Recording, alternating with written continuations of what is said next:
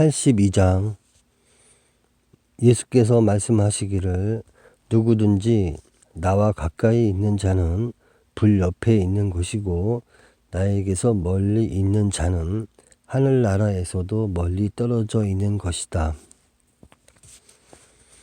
여기서 불이라는 것은 예수님의 심판과 소멸의 말씀입니다.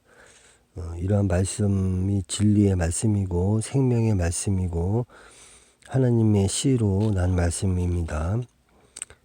그러므로 예수님의 말씀을 잘 따르고 지키는 자에게는 복이 있는 것이죠. 읽는 자와 듣는 자들과 그 가운데 기록한 것을 지키는 자들에게는 복이 있다고 그렇게 말씀하신 내용이 성서에 나오고 있습니다. 나에게서 멀리 있는 자는 예수님과 멀리 있는 자는 하늘나라 천국에서도 멀리 떨어져 있다는 말씀입니다. 83장 예수께서 말씀하시기를 형상은 사람들에게 보인다. 그러나 그 형상 안에 있는 빛은 아버지의 빛의 형상 속에 숨겨져 있다. 아버지의 빛은 스스로 드러날 것이지만 아버지의 형상은 그의 빛으로 감추어져 있다. 형상이라는 것은 어떤 모습이나 형태이죠. 눈에 보이는 것을 형상이라고 합니다. 여기서는 불교에서 말하는 그 상이 잡히게 되면은 다시 윤회를 해야 된다는 그런 내용이 불교에 나오지만 그렇다고 해서 상을 안 보려고 눈을 감고 다닐 수도 없는 것이고 어떤 것을 생각을 하게 되면 또 상이 잡히는 것이기 때문에 무념무상의 세계에서 무의식 중의 세계에서 있지 않으면 이러한 그 형상을 안 본다는 것은 상을 안 잡힌다는 것은 사실 어렵습니다. 보통의 경지 가지고서는 보아도 보는 것이 아니고 생각해도 생각하는 것이 아닌 경지에 갈 정도면 거의 인간이라고 하기 어려운 걸어다니는 생불과 걸어다니는 해탈인이라고 할 수 있겠죠. 형상은 사람들에게 보인다. 그러나 그 형상 안에 있는 빛은 아버지의 빛이 형상 속에 숨겨져 있다. 형상 안에 빛이 있다는 것은 인간의 내면에 있는 빛을 얘기하는 것이죠. 그 빛이 밝히 비춰져서 그 사람이 빛으로 빛날 때 진리와 생명의 말씀으로 가득하게 변화되는 것이죠. 실제적으로 예수님께서는 부활하신 후에 모습이 영체죠. 성령체, 신령체. 그리고 성경에 나오는 말씀들로 저는 토대를 해서 이 모든 그 도마복음을 풀고 있습니다. 제가 알고 있는 그 동서양의 많은 것들 중에서도 일부 삽입이 되고 있지만 기본적으로는 성서를 토대로 해서 말씀하고 있는 것입니다. 예수님은 다시 오실 때 그러한 성령체, 신령체, 신령한 몸으로 오시는 것이죠. 그것은 요한이 계시를 받을 때도 뒤를 돌아보니까 예수님의 음성으로 판단되는 그런 소리를 듣고 뒤를 돌아볼 때 인자 같은 이가 있다는 것을 보게 됩니다. 인자는 예수님이죠. 요한은 예수님의 제자였기 때문에 예수님을 금방 알아볼 수 있었음에도 불구하고 인자 같은 이가 계신 것을 보았다는 것은 예수님의 모습이 나타날 때 신령체, 성령체로 영체로 나타난다는 것을 보이는 것입니다. 아버지의 빛은 스스로 드러날 것이지만 그렇죠. 하나님의 빛, 예수님의 빛, 하나님은 빛입니다. 생명이시고 말씀이시죠. 드러나지만 아버지의 형상은 그의 빛으로 감춰져 있다. 빛이 너무 강하기 때문에 형상으로 볼 수 있는 것이 아니죠. 빛 안에 감추어져 있는 것입니다. 84장 예수께서 말씀하시기를 너희가 너희를 닮은 모습을 보면 기쁨으로 넘칠 것이다. 그러나 너희가 태어나기 이전부터 존재하였으며 죽지도 않고 보이지도 않는 너희의 모습을 본다면 감당할 수 있겠는가? 이것은 예수님 재림과도 연관이 돼 있고 영생과도 연관이 돼 있는 그런 장입니다. 84장은 예수님을 믿는 사람은 영이 살아있는 사람이죠. 그렇기 때문에 영이 살아있는 사람은 영이 죽은 것이 아니죠. 그리고 예수님 시대 이전과 예수님이 살아 계실 때 그때 죽은 사람들은 이제 육신이 죽은 사람이죠. 너희를 닮은 모습을 보면 기쁨으로 넘칠 것이다. 너희가 태어나기 이전부터 존재하였으며 이런 존재는 영적인 세계에서 영계를 인정하는 것이죠. 죽지도 않고 보이지도 않는 너희 모습을 본다면, 죽지도 않는다는 것은 재림 후에 심판과 구원 후에 또 예수님을 믿는 자, 믿고 지키고 예수님이 원하는 그러한 것을 이루었을 때 요한복음에 나오는 내용 중에서 살아서 나를 믿는 자는 영원히 죽지 않는다. 이렇게도 나와 있죠. 네. 죽어도 살겠고라는 말은 육신이 죽어도 다시 살아난다는 말이죠. 살 때는 영체, 성령체로 다시 살아나는 것이죠.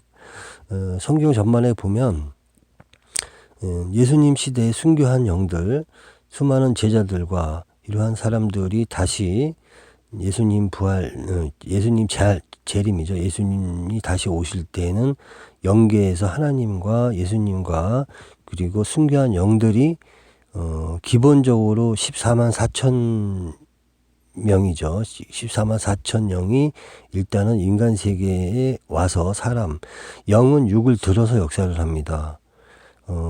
구약부터 신약에 이르기까지 하나님이 보내신 천사 또는 하나님의 영, 천사, 이런 거룩한 영, 천사들이 사람을 들어서, 영은 육을 들어서 역사를 한 예가 선지자들의 예도 그렇고 많이 있습니다.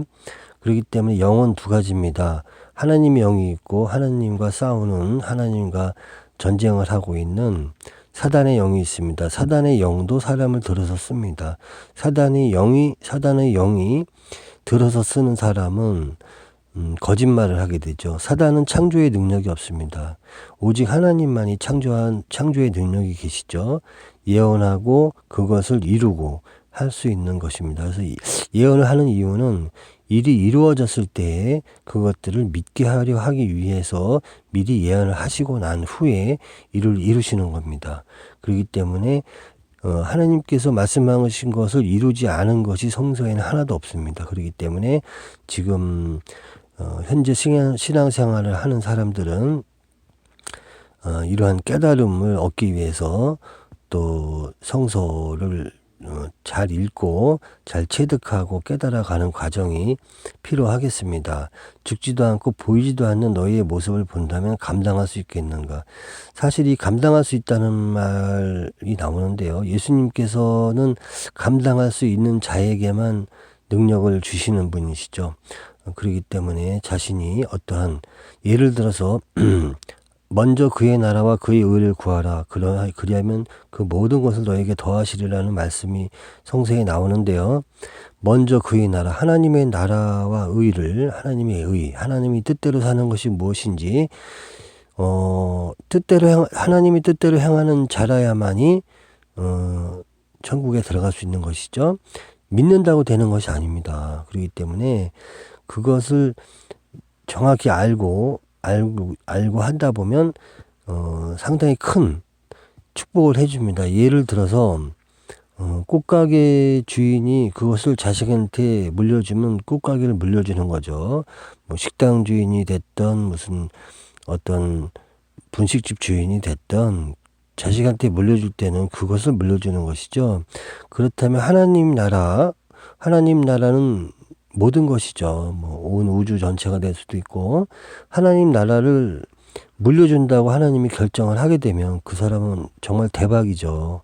그렇기 때문에 먼저 그의 나라, 하나님 나라를 구하면 남은 것도 나머지는 다 더해서 주시는 것입니다. 솔로몬 때도 하나님의 백성을 재판할 수 있는 지혜를 달라고 했을 때 하나님께서는 너 자신의 건강이나 재산을 요구한 것이 아니라 그러한 재판의 지혜를 달라고 한 것에 하나님께서는 흡족하셨어요. 그래서 지혜도 주시고 그 나머지 부귀 영화도 함께 주신 것이죠.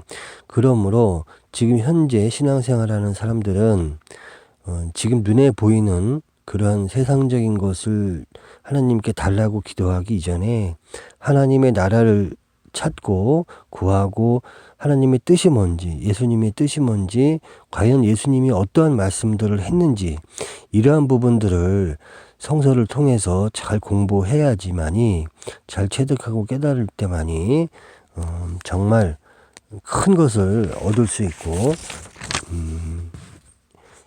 정말 자기 인생에서 가장 큰 사건이 될 수 있어요. 대박 사건이죠.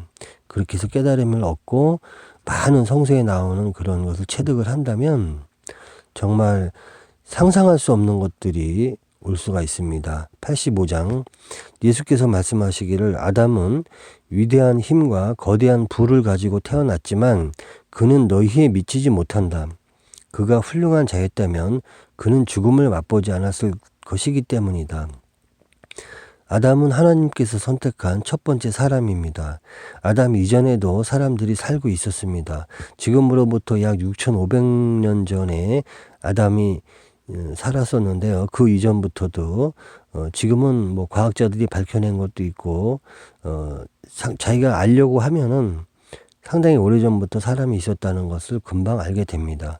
아담은 위대한 힘과 거대한 부를 가지고 태어났지만 아담은 처음에는 흙으로 만들었죠. 흙으로 만들었다는 말은 하나님의 말씀과 하나님의 씨가 없는 사람을 흙으로 말씀하신 것이죠. 그러면 거기서 하나님의 씨가 들어가서 하나님의 말씀이 들어가서 아담이 선택을 되었습니다. 첫 번째 하나님이 선택한 사람이죠. 그렇지만 그는 사단 뱀의 유혹을 받아서 선악과를 먹게 되었어요. 선악나무의 과실을 먹게 되어서 결국은 흙으로 돌아가라고 합니다. 아담한테. 그래서 다시 흙으로 다시 돌아가게 되고 뱀은 기어다니면서 흙을 먹으며 살으라 그랬어요. 그렇기 때문에 이 사단은 뱀은 다시 흙을 먹고 사는 것이고 아담은 생육하고 번성하여 땅에 충만하서 모든 것을 다스리라고 그랬는데 그런 권세를 주셨죠. 그런 권세를 주셨는데 아담이 배신을 하고 함으로써 다시 사단인 뱀한테 그 미혹에 넘어감으로써 결과적으로는 흙이 되었고 뱀의 먹이가 되어버리는 격이 되어버렸어요.